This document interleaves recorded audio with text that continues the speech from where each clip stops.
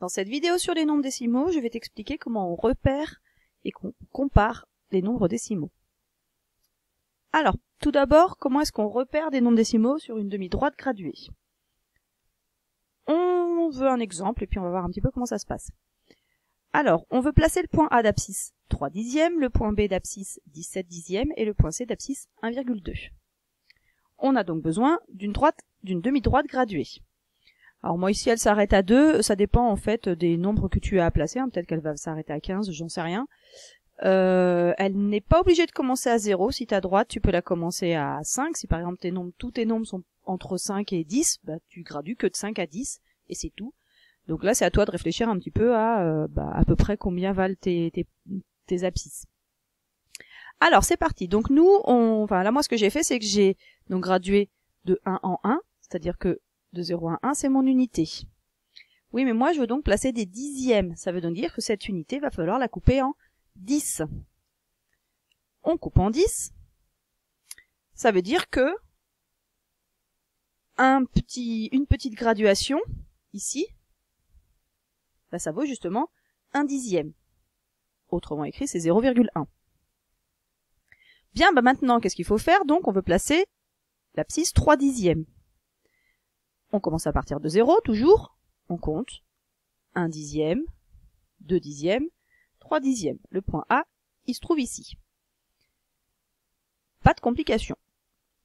Le point B, on veut cette fois-ci le placer à l'abscisse 17 dixièmes. On recommence à compter à partir de 0. 1, 2, 3, 4, 5, 6, 7, 8, 9, 10, 11, 12, 13, 14, 15, 16, 17. Le point B, il se trouve ici. Oui, est-ce qu'on n'aurait pas pu faire plus intelligent? Bah si, parce que en fait, si tu as fait attention, quand on est arrivé à 1 c'était combien de dixièmes? Bah, c'était 10 dixièmes puisque c'est l'unité. C'est-à-dire qu'on a pris tous les dixièmes. Et si ça c'était 10 dixièmes, bah il n'y avait plus qu'à compter 11, 12, 13, 14, 15, 16, 17. Et ça évitait de compter les 10 premiers en fait. On aurait pu aussi se dire, ah bah si là c'est 10 dixièmes, bah le 2 c'est 20 dixièmes, c'est le double. Et bah si ça c'est 20 dixièmes, 19, 18, 17, le point B, il est bien toujours à cet endroit-là. Donc là tu vois, c'est à toi de réfléchir un petit peu pour savoir quelle est la méthode qui va aller pour toi la plus vite. Le dernier point que tu as à placer, c'est le point C, donc d'abscisse 1,2. Ah, là c'est écrit en fait différemment. Donc là, on se dit, bah, soit on se ramène à une écriture fractionnaire, soit on se souvient qu'en fait, une graduation c'est 0,1. Ça veut dire qu'autrement dit, je vais faire 0,1, 0,2, 0,3, 0,4, 0,5, 0,6, 0,7, 0,8, 0,9, 1. Bah, c'est normal, d'ailleurs j'avais pas besoin de compter, c'est pas très intelligent. 1,1, 1,2. Autrement dit, le point C, il est là. Mais j'aurais pu aussi dire, ah oui, mais attends, 2 là, il est dans les dixièmes, autrement dit, 1,2 c'est 12 dixièmes. Et vu comme ça, ben, on avait dit qu'ici on était à 10 dixièmes, 11 douzièmes, 12 dixièmes. Donc là, même chose, c'est à toi de voir un peu ce qui te parle le plus et d'utiliser la méthode que tu préfères. Bien. Un deuxième exemple qu'on va voir, cette fois-ci, donc on veut placer encore des points, mais cette fois-ci, les abscisses, elles sont un petit peu différentes. On veut placer le point D d'abscisse 4 centièmes, le point E d'abscisse 13 centièmes et le point F d'abscisse 0,18.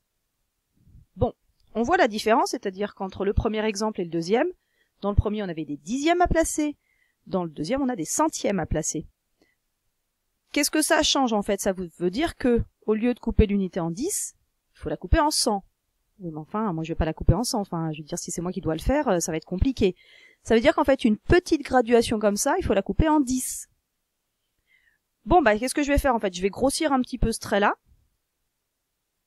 Moi, je vais le faire à peu près aussi grand que ça, et puis je vais la couper en 10. Donc, c'est parti. Moi, je dis que cette fois-ci, de là à là, c'est 1 dixième.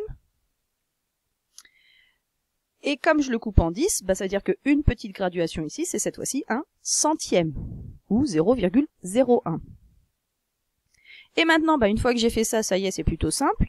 Moi, je veux placer le point d'abscisse 4 centièmes, donc on repart de 0. 1 centième, 2 centièmes, 3 centièmes, 4 centièmes, ça c'est le point D. On continue à compter, on sait, 5, 6, 7, 8, 9, 10 centièmes, 11, 12, 13, ça y est, on a le point E. On aurait pu faire comme tout à l'heure, se dire, ah oui, mais là, 1 dixième, c'est 10 centièmes, il y avait qu'à rajouter 3 centièmes pour arriver à E. Le dernier point qu'on a à placer, son abscisse, c'est 0,18. Autrement dit, c'est 18 centièmes. Ah, 18 centièmes, on est déjà à 13 ici. 14, 15, 16, 17, 18, toc. Il est ici, le point F, où on aurait encore pu faire comme tout à l'heure, en partant de 2 dixièmes, autrement dit de 20 centièmes, et de reculer de 2 centièmes. Donc 20 centièmes, 19 centièmes, 18 centièmes, et on arrive bien à 0,18. Donc voilà des exercices qui t'expliquent un peu comment est-ce qu'on repère les nombres gradués sur une demi-droite graduée. Des nombres décimaux sur une demi-droite graduée. Passons à la comparaison de deux nombres décimaux. Comment est-ce que ça fonctionne?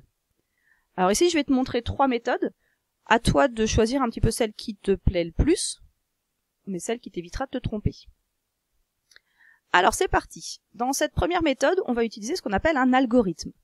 Un algorithme, tu vois, en fait, c'est un petit schéma ici, en fait, que tu dois suivre étape par étape. Donc on te dit, voilà, on va regarder ci, on va regarder ça, au fur et à mesure, premièrement il faut faire ci, deuxièmement il faut faire ça, troisièmement encore ci, et tu dois faire au fur et à mesure.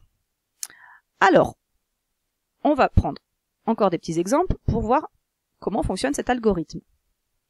On veut ici comparer 4,3 et 15,32. Comparer, je te rappelle, c'est dire qui est le plus petit, qui est le plus grand, ou est-ce qu'ils sont égaux. Alors, on prend notre algorithme, on regarde nos deux nombres, 4,3 et 15,32.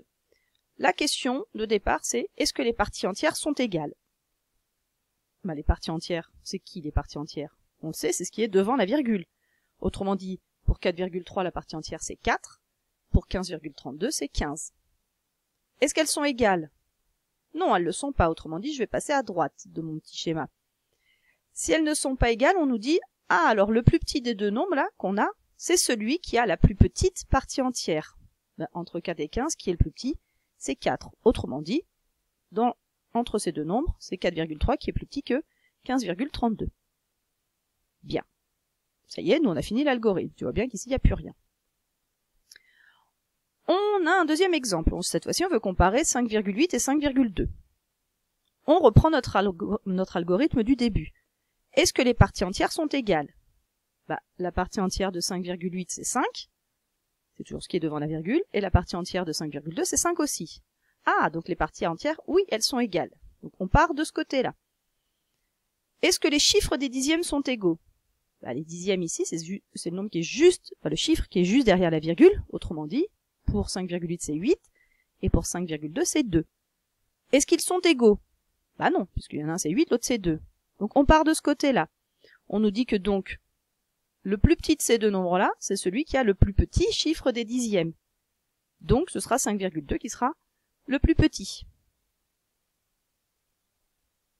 Dernier exemple avec cette méthode, on veut comparer 14,57 et 14,9. On recommence notre algorithme du début, on se dit, ah d'accord, est-ce qu'ils ont les mêmes parties entières? Oui, les deux ont comme partie entière 14. On part donc de ce côté-là. Est-ce que les chiffres des dixièmes sont égaux? Dans le premier, le chiffre des dixièmes c'est 5, dans le deuxième c'est 9. Ah, donc ils ne sont pas égaux.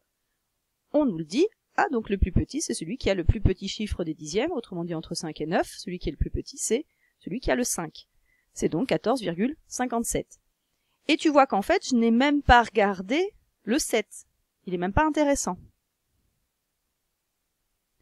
Donc voilà pour cette première méthode.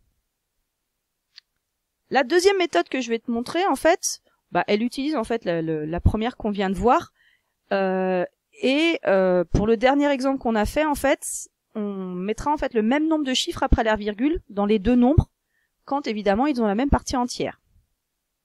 Je reprends les mêmes exemples. Ici, on veut comparer toujours 4,3 et 15,32. On voit bien que 4 quelque chose, c'est plus petit que 15 quelque chose.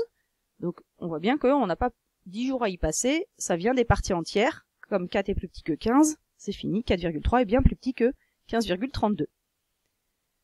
Le deuxième exemple, on n'utilise toujours pas ça parce qu'on a bien la même partie entière, qui est le 5, qu'on a vu tout à l'heure, mais les deux nombres, ils ont bien le même nombre de chiffres après la virgule. Ils ont un chiffre après la virgule tous les deux.